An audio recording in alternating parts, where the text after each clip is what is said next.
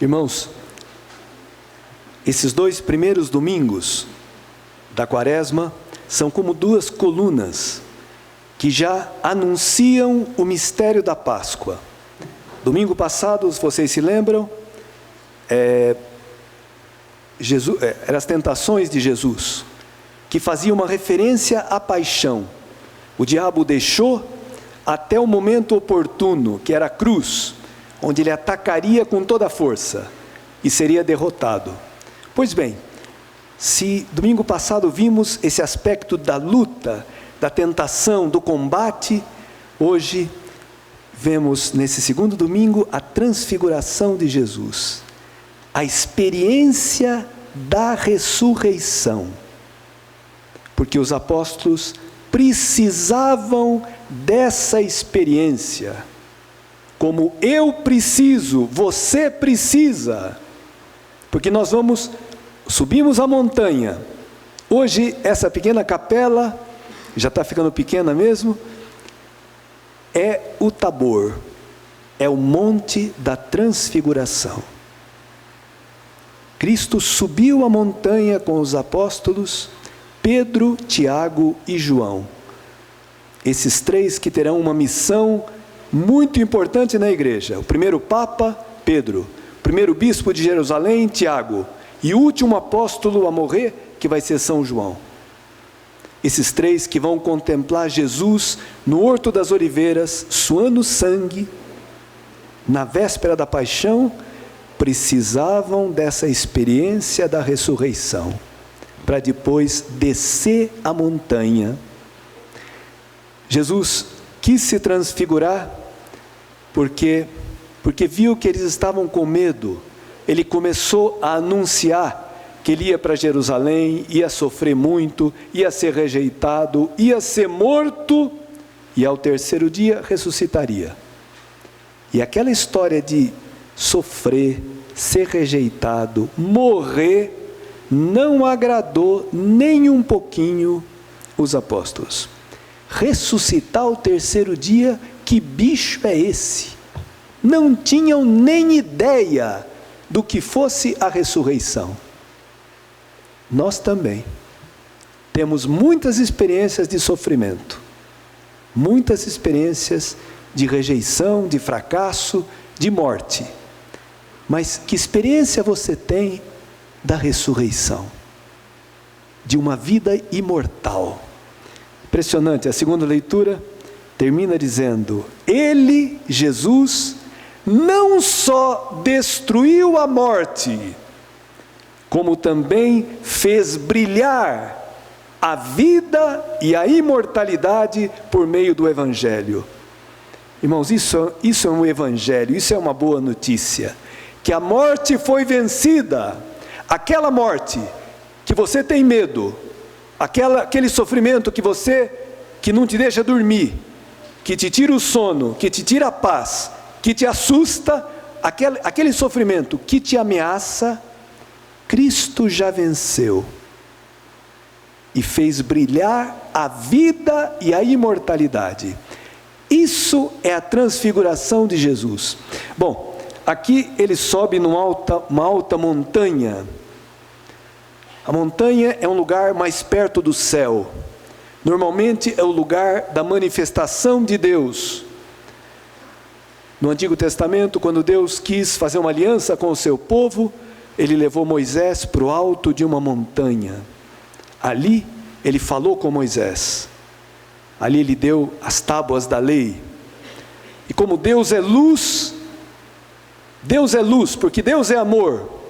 Quando Moisés desceu, o seu rosto brilhava, resplandecia.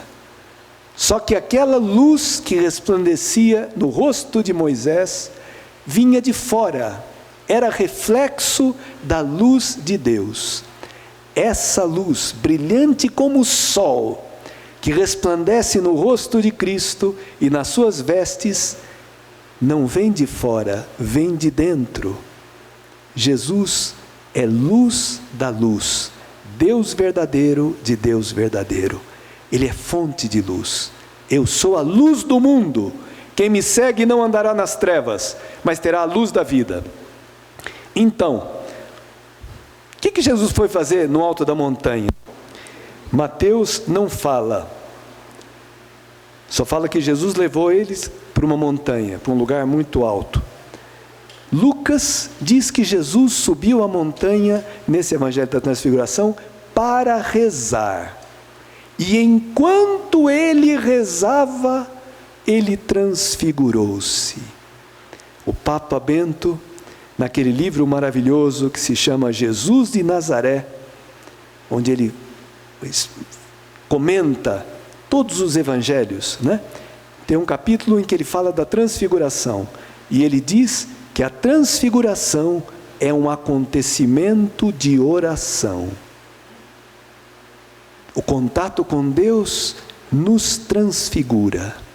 Você nunca se aproxima de Deus e sai do mesmo jeito. Seja quando você reza, seja quando você escuta a palavra de Deus, seja quando você comunga, seja quando você se confessa, nunca ficamos do mesmo jeito. Acontece alguma mudança, porque Deus é luz, porque Deus é amor. Se não acontece nada, devemos ficar preocupados, irmãos, porque talvez possamos estar tão endurecidos, tão com o guarda-chuva aberto, né? Tem gente que escuta a palavra de Deus, mas a palavra não molha, ela cai para os lados, ela molha os outros, mas não molha você. Aí é perigoso.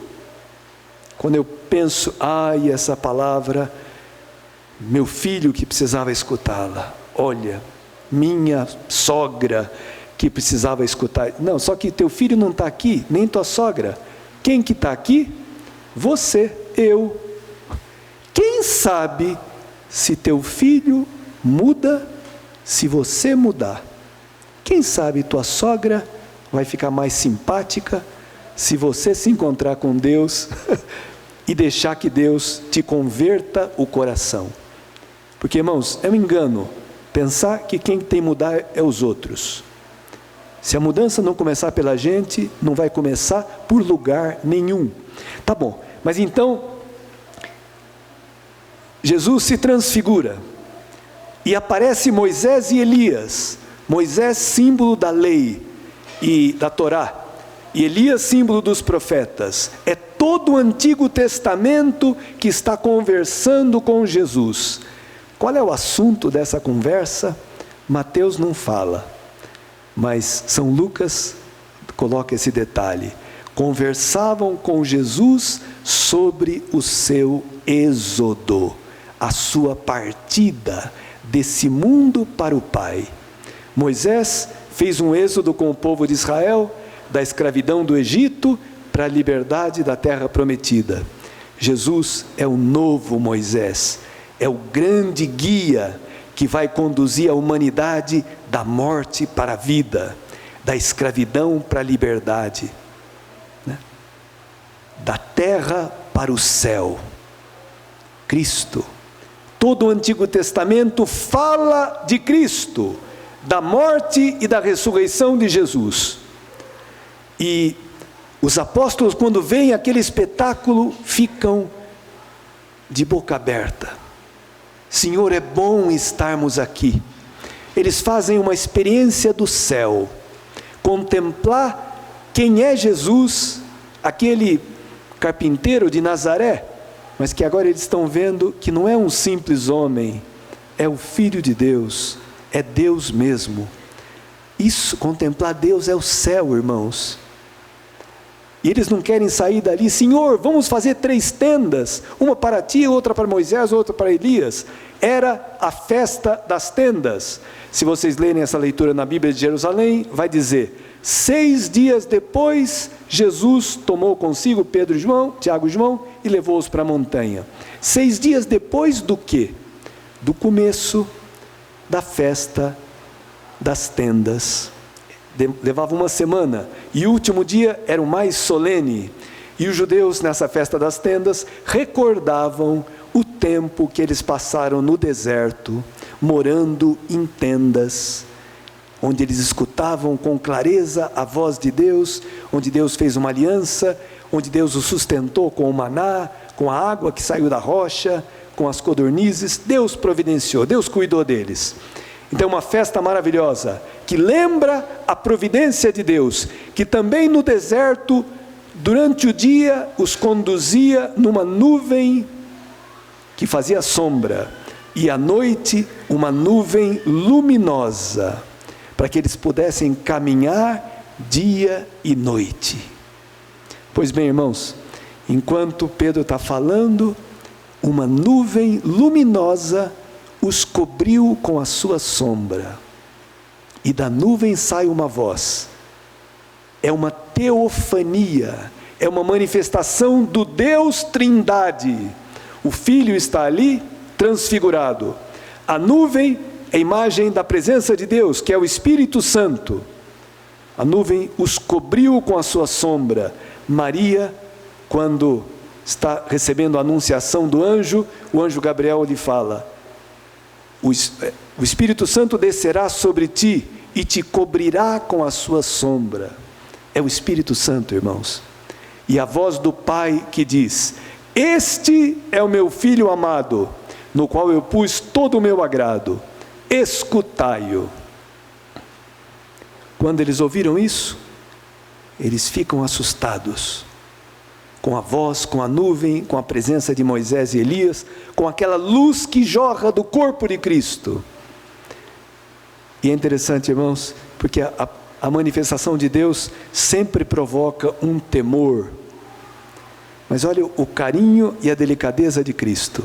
Jesus se aproximou, tocou neles e disse: levantai-vos e não tenhais medo. Levantai-vos. O verbo levantar em grego é o mesmo verbo de ressuscitai. Você que está morto, desanimado, com medo, ressuscita, levanta, não tenhas medo. Olha, quem sou eu? Eu estou indo para a cruz, eu vou ser morto, mas eu sou a vida. Olha, contempla, experimenta a ressurreição. Por isso, irmãos, que é maravilhoso isso, essa transfiguração, essa transformação, Deus quer que aconteça em mim, em você. É possível, não pelo nosso esforço.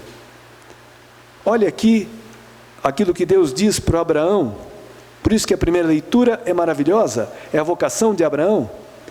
Sai da tua terra, da tua família, da casa do teu pai, e vai para a terra que eu vou te mostrar.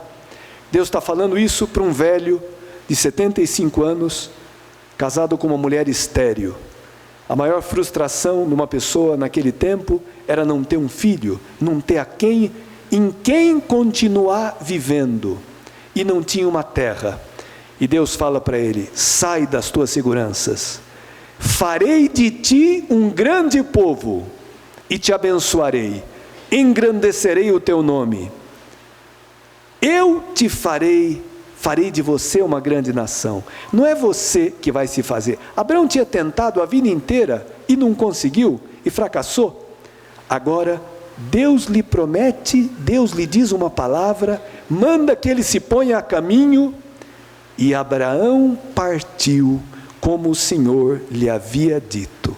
Isso é a fé, acreditar que Deus pode fazer na minha vida aquilo que eu não posso, que Deus vai fazer uma obra tão grande, tão bonita, que a felicidade que eu não consigo ter, com os meus esforços, com a minha capacidade, Deus vai me dar. Porque, irmãos, essa transfiguração, essa luz é o amor de Deus, e o segredo desse amor está em ser filho. Este é o meu filho amado, no qual eu pus todo o meu agrado, escutai-o.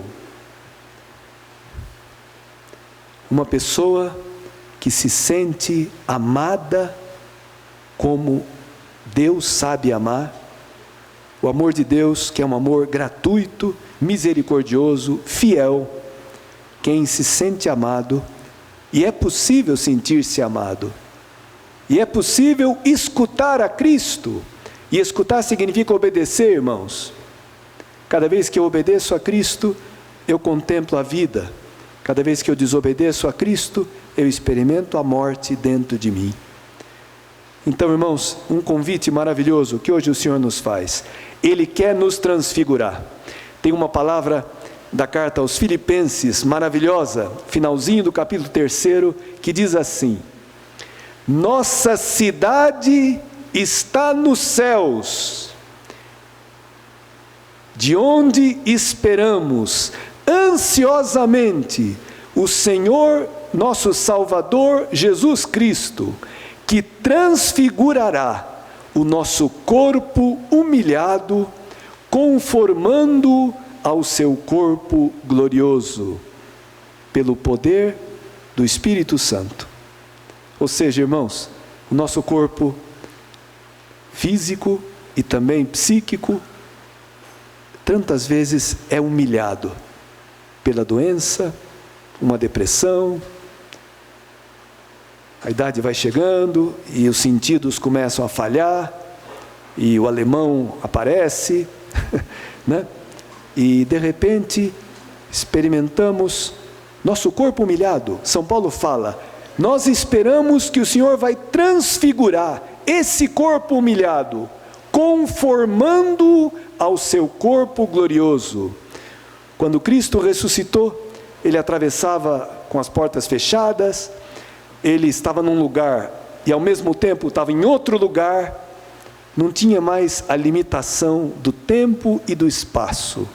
Um corpo luminoso, ressuscitado, glorioso, imortal. Essa é a promessa que Deus te faz. E a Eucaristia, diz Santo Inácio de Antioquia, é o antídoto contra a morte, é o remédio da imortalidade.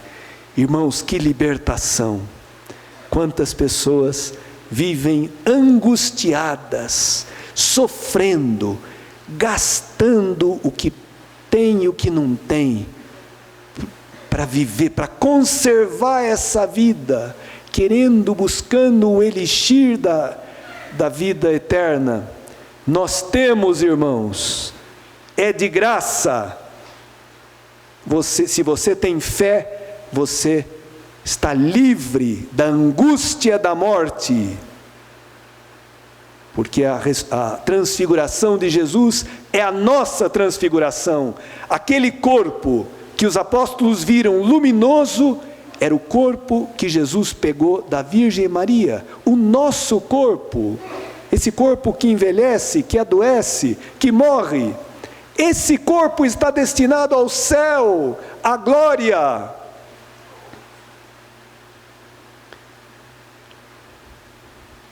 Por isso, irmãos, de quanta esperança, de quanta alegria essa palavra nos traz. Hoje eu li uma coisa lindíssima, é um texto, chama Diálogo com Motovilov. Quem dialoga com esse russo, Motovilov, é um santo. Foi canonizado pela Igreja Ortodoxa, São Serafim de Sarov, um santo maravilhoso do século XIX. E esse homem, um monge, padre, era um santo. A Virgem muitas vezes apareceu para ele. Uma vez foi espancado, deixaram semi-morto, e ele viveu muitos anos numa floresta, e em oração, em jejum, né? E ele, no fim da vida, esse Motovilov o procura, um ano antes dele morrer. E esse homem, quando era jovem, quis saber o que é fundamental na vida cristã. Para que os evangelhos querem nos levar a quê? Qual é a finalidade, o escopo da vida cristã? E esse santo, e esse homem depois cresceu, se casou, e depois, na velhice, ficou sabendo desse santo e foi perguntar para ele. E ele falou, o escopo da vida cristã é a aquisição do Espírito Santo.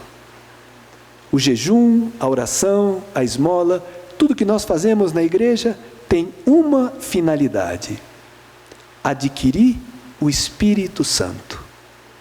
E esse cara não se contentava e falava: mas como que eu posso ter certeza de que o Espírito Santo está em mim? Né?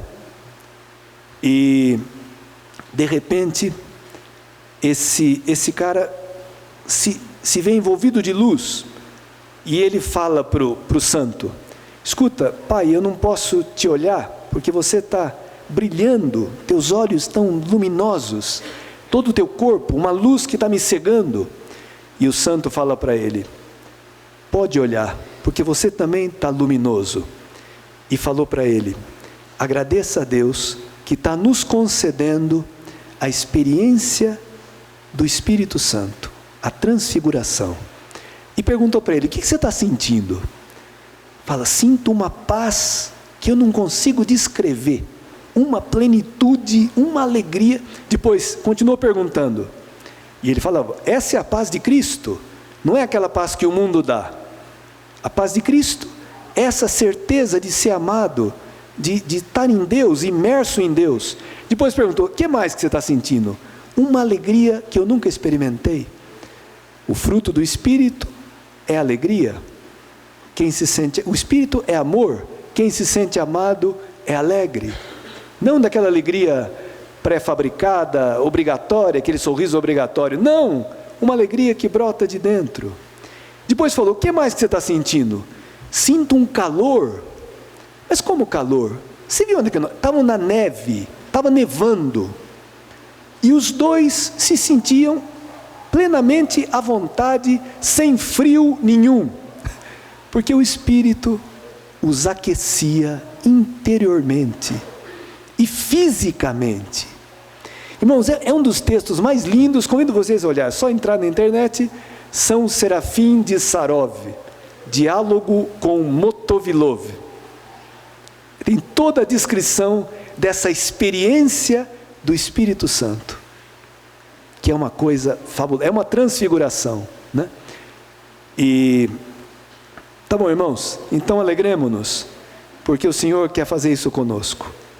E cada vez, repito, que você reza com humildade, cada vez que você abre a Escritura e se coloca a ler, a meditar a palavra, e vem à missa, e escuta a palavra de Deus e recebe Cristo, você está se aproximando da luz, está deixando que o Senhor te transforme. E de repente, coisas que você não conseguia, você consegue fazer. Porque não é você que está fazendo, é o Espírito Santo dentro de você. Perdoar pessoas que para você é impossível, ter paciência com aquela pessoa difícil. De repente, você tem uma paciência para dar e vender. Castidade. Aliás, eu li um negocinho aqui muito bonito, e eu termino aqui porque já falei demais. É sobre a transfiguração. Um grande conhecedor do judaísmo, ele fala que o Adão, no paraíso, tinha sido criado com um vestido de luz, que Deus queria que fosse transparente, luz. Eles não tinham vergonha, porque a vergonha vem com o pecado, né? E esse Adão estava revestido do amor de Deus, da graça de Deus. Quando ele pecou, ele perdeu aquele vestido, que se transformou em pele. E ele se tornou um mistério para Eva. Eles que viviam numa comunhão perfeita de amor, agora, depois do pecado, ele se transformou, aqui fala, num mistério para Eva. A sua sensualidade queria agora fazer dela um objeto de posse, não mais de comunhão. Achei lindo isso, porque eu falo isso para os noivos, que às vezes procuram meios para se estimular, né? Meios horríveis, pornografia e outras besteiras. Eu falo, o melhor estímulo para a vida íntima de um casal é o Espírito Santo.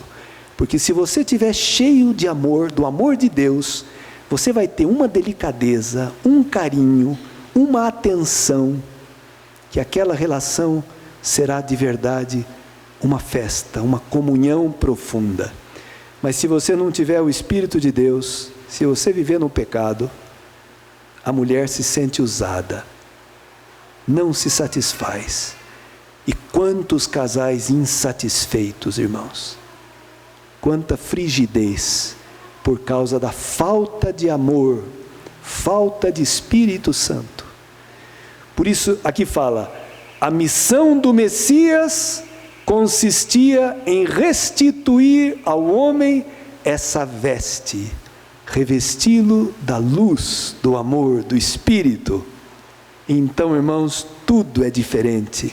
Criar os filhos, educar os filhos, tratar os parentes, os amigos, tudo muda se você estiver cheio do Espírito de Deus.